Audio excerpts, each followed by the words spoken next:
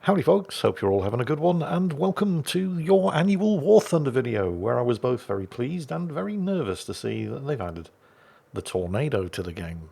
Very pleased because it's British, and also German and Italian, but British, and very nervous because War Thunder's a game about aerial dogfighting, or at least War Thunder air battles are. And the Tornado is anything but a dogfighter. The Tornado was developed by a multinational consortium of aerospace companies, Air Italia of Italy, MBB of Germany, and British Aerospace of Britain. And it was designed to be a multi-role aircraft, capable of performing a number of different missions. Now, on the one hand, you could argue that the Tornado utterly failed to meet those design specifications, but you could also argue that it absolutely did. There are three primary variants of the Tornado. There's the Strike fighter bomber variant known as the Tornado IDS or Interdictor Strike, and the Tornado does sort of admirably fill this role. Putting warheads on foreheads is mostly exactly what this thing was designed for, and in that role it is pretty good. It's just the whole fighter part of the fighter bomber designation that I draw issue with, because this thing is not a fighter. But we'll give it a pass there. It is a good interdiction and strike aircraft, no arguments. The second variant was known as the ECR, or Electronic Combat and Reconnaissance, in the SEAD, or Suppression of Enemy Air Defences role, but I'd argue that you can stick an ECM pod on anything and say that it fills that role. It's not necessarily going to be particularly good at it. And the third variant, which we can see Helios Sovereign flying here, and yes, don't worry, I saw it, we're going to address the wing wobble in a moment. The Tornado ADV, or Air Defence variant. And while I am simplifying things a little here, you can stick long-range air-to-air missiles on just about anything and call it an interceptor. Whether or not it is particularly suited for that role is another matter entirely. Although it did have a very powerful radar, and it was equipped with Skyflash missiles, which are basically a sort of more advanced version of the AIM-7F, I believe. Sparrow, American semi-active radar homing missiles. Which do require a decent radar on board the launch aircraft in order to make it a useful interceptor, and in that respect, yes, the Tornado wasn't too bad. But honestly, calling this thing a multi-role fighter is really a bit of a stretch, because it's only really good at one thing, and that's putting warheads on foreheads. And this is the air defense variant. And this thing is most definitely not a fighter. The Royal Air Force used to station two of these things down in the Falkland Islands at Royal Air Force Mount Pleasant, the military base there. And really, those were kind of ideal conditions for the interceptor variant of this aircraft, because in order, just in case Argentina started getting any funny ideas again, in order to do anything, Argentina would have had to fly across the South Atlantic, where it's very difficult to remain undetected because of the nature of the flat terrain.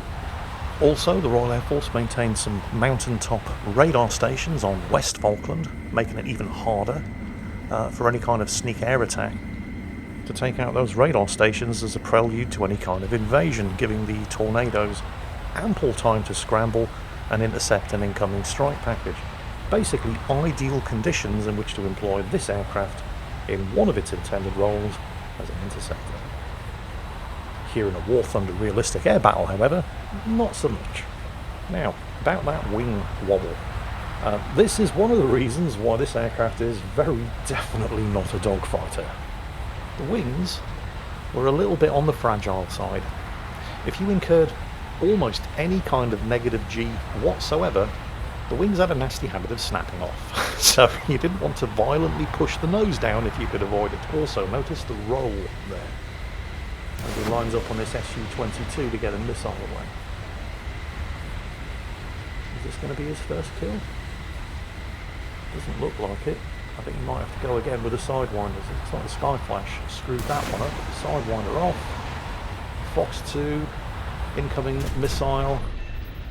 Yeah, badly aimed. But he got the Su-22 and he managed to survive that encounter without ripping his own wings off. Because if you tried to do any kind of hard G manoeuvres, well, not even a hard G manoeuvre, anything in excess of a 2G manoeuvre, and you risked snapping the wings off as well. 2 Gs is not a lot. It's not a lot at all. I mean, in the context of dogfighting, 6G manoeuvres are not unusual. And a lot of the aircraft in War Thunder don't start giving you warnings about pulling excessive Gs unless you're actually pulling more than 8 to 10 Gs. And yeah, that's a death sentence in this thing. Now, the Skyflash missile that he just released there is a semi-active radar homing, which means you have to keep the target locked up with your onboard radar in order to guarantee, or well, not guarantee, but you get the idea, a kill. However, as you just saw, he very definitely did not have that target locked up. He's only really acquiring it for the initial launch, and yet the Skyflash missiles are still scoring kills. How is this? Well, one of the differences between the British Skyflash and the American Sparrow missile upon which it was based is the Skyflash had much faster acceleration, which means that at ranges close enough, i.e. still close enough to be within the engagement envelope of the Skyflash but too far away to use a Sidewinder, the Skyflash would accelerate so fast, as he's going for a Sidewinder lock here on here, the Skyflash would accelerate so fast that if the target didn't immediately begin to pull evasive manoeuvres, there was a fairly good chance that the Skyflash was still going to hit it anyway, with or without a radar lock. Kafir's managed to spoof that first Sidewinder with his flares. He's going for a second target lock. The Kafir, by the way, is basically an Israeli version of the French Mirage. And, of course, the Sidewinder is a heat seeker. It's fire and forget. Ooh, that one was close. By the way, in case it wasn't obvious, yes. If a real Tornado ADV tried to pull these kind of manoeuvres in a dogfight with something that was actually built for it, it would lose. This aircraft is not, never has been, and never will be a dogfighter. And apart from anything else, it would snap its own wings off, pulling these kind of 5G manoeuvres. The Tornado's best defense, I mean, if it got close enough, without shooting down the opponent, and got close enough to the opponent where heat seekers start to become the primary weapon, you're too close. Your best defense is to run away and employ the Tornado's fairly impressive range of countermeasures. But yes, run away, because this was a fast aircraft. Most of the time. Yeah, there's another qualification coming up here. While it is true to say that the Tornado is a fast aircraft, and I say is rather than was because it's still around, while it's been retired from service by the Royal Air Force in favour of the Eurofighter Typhoons and now the F-35s, it's still in use in the Luftwaffe, the Royal Saudi Air Force and Italy. Yes, it was only ever successfully exported to one country, the Royal Saudi Air Force, and its utter failure on the export market probably gives you another good indication of just how useful this thing was in reality. At anything other than putting warheads on foreheads. But anyway, let's talk about the speed. Something that Helios Sovereign is about to wish he used to get out of here rather than turn around and re-engage on that Kafir, because he's about to get bounced by an F-5C in a close-range gunfight, something that this aircraft is utterly unsuited for. It is very, very good at running away from trouble, because it has two extremely powerful engines, and with the wings all the way back in the swept wing configuration, which it isn't now because he needs the low speed performance, it is extraordinarily fast in a straight line. Helios Sovereign gets amazingly lucky there, as a Sidewinder launched by an ally takes out that enemy F5. You see, in a straight line with the wings swept back and those two extremely powerful engines, this thing is extraordinarily fast. And that's your best defense. You know, dump your countermeasures and get the hell out of there, because it can reach top speeds in excess of 2,000 kilometers per hour. As long as it isn't carrying anything useful. The second you stick ECM pods, external fuel tanks, or, you know, bombs and missiles on the wings, this thing struggles to go faster than Mach 1. But hang on, Jingles. He's expended all of his weapons, the wings are swept back, he's got both afterburners lit, and he's barely going faster than 1,200 kilometers per hour. What are you talking about? Well, yeah, he's down at sea level. The air's thicker down here. You get a bit of altitude. This thing will do 2,000 plus, no problem. I think, however, I have to confess, I mean, based purely on the evidence that we've seen thus far, while I want to love the Tornado, because it's British, and also German and Italian, but it's British, And I want to see it do well. And I'm very happy to see Helios Sovereign getting 4 kills in dogfights in the Tornado ADV. I think we can probably all agree Gaijin probably haven't accurately modelled the flight characteristics of this aircraft in War Thunder.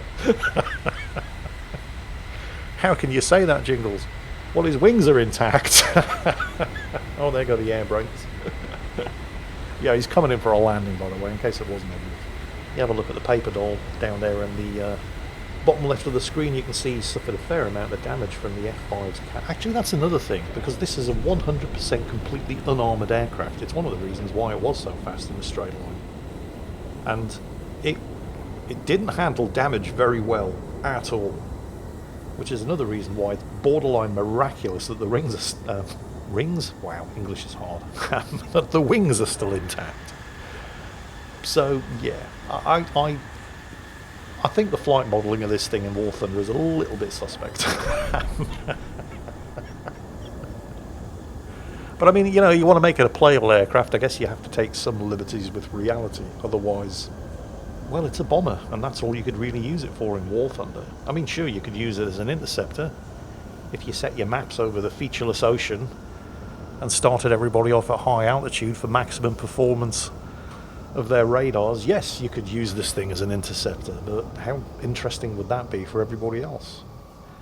And I suppose you could stick some ECM pods on it and use as an electronic countermeasure and reconnaissance aircraft, but oh, hello, what happened? That's almost a Jingles landing. Hey, it's been so long.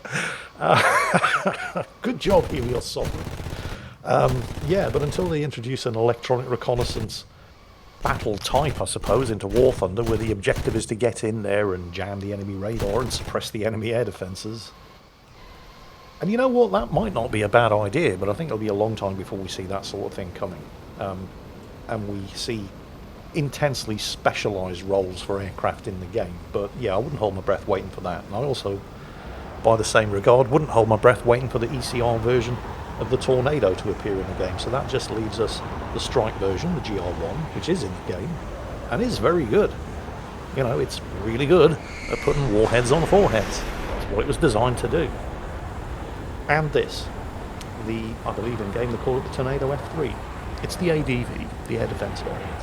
It's an interceptor on maps that don't really favour interceptors, because at best you're going to get 1 or 2 long, or depending on the missiles you're using, medium range missile locks off. Maybe you get 2 kills, but then suddenly you're in dogfighting range, and this thing is not a dogfighter, not even slightly. Its biggest defence is its impressive and heavy countermeasure load, but also its speed in a straight line. And if your wings are laden with missiles, you ain't going very fast, even in a straight line in this thing. Certainly not fast enough to get out of dogfighting range without taking a heat seeker at your stovepipe.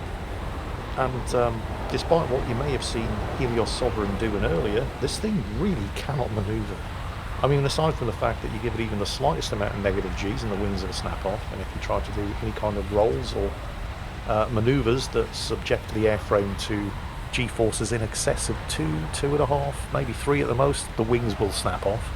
And then, of course, related to that, the fact that as a result of all of the factors that I've just mentioned, this thing doesn't really have a turning circle so much as it has an orbit.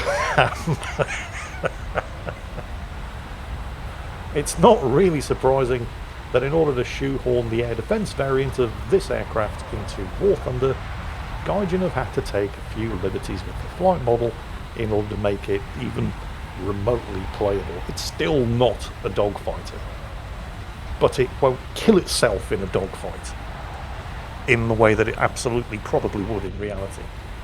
Can you use those 2 words together? Absolutely and probably? Well, I just did. So, I mean, yeah, you'll get shot down by the enemy, but you probably won't kill yourself in a dogfight in the Tornado ADV. Hang on a minute though, Jingles. Because, you know, you've talked about warheads on foreheads and how the Tornado was really, really good as a low-level strike bomber. What about the 6 Tornadoes that got shot down conducting low-level airfield attacks during the first Gulf War? And yeah, you're absolutely right. The Royal Air Force insisted that they could conduct low-level strike operations and leave the US Air Force to do the high-level strike operations, and they lost 6 aircraft in low-level strike operations, although it should be pointed out that the first aircraft to be lost, piloted by John Peters and navigated by John Nichols, was only lost because those 2 clown shoes, I know, controversial opinion, but it is what it is, screwed up their surprise attack on the initial approach, failed to get their weapons away, and then turned around against a fully alerted Iraqi airbase with all of its air defences active because the Air Force insisted on not doing any suppression of enemy air defences first because they wanted to achieve the element of surprise. And you never go back for another go once the defences have been alerted.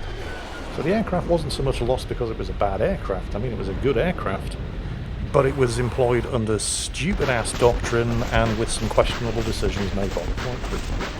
Oh, and Helios Sovereign just got his 6th dogfighting kill in the Tornado ADV. Ample evidence, if any further was required, that Gaijin have probably taken a couple of liberties with the flight model of this thing in order to make it work as a fighter here in War Thunder. And I'm perfectly fine with that because, you know, British, and also German and Italian, but British. And on that note, that's it for today. Hope you enjoyed it. And as always, take care. Give me a roasting in the comments for what I said about John Peters and John Nichols, but it is absolutely true, and John Nichols himself even admitted as much in his book. And I'll catch you next time.